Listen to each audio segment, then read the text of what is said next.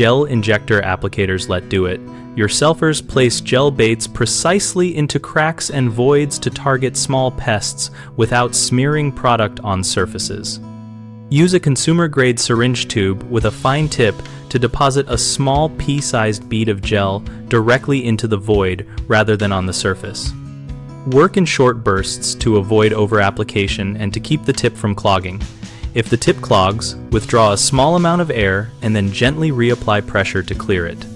Select an applicator tip length that reaches the depth of the crack without forcing gel into plumbing or electrical cavities.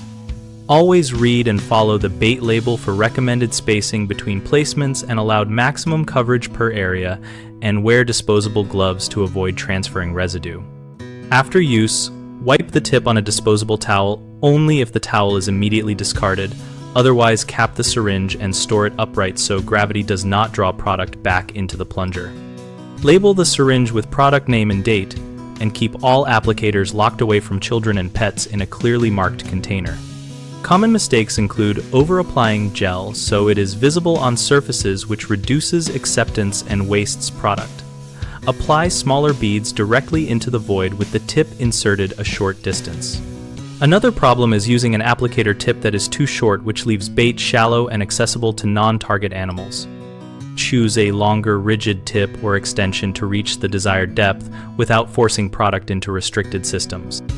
A third issue is poor storage and labeling that risks accidental exposure or cross-contamination.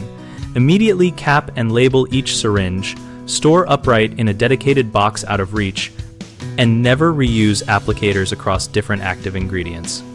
Our site, bighomeprojects.com, connects homeowners and contractors around projects like pest control, helping people find local professionals and practical advice. We also host a discussion community where we share experiences, product tips, and ask questions so we can learn from one another.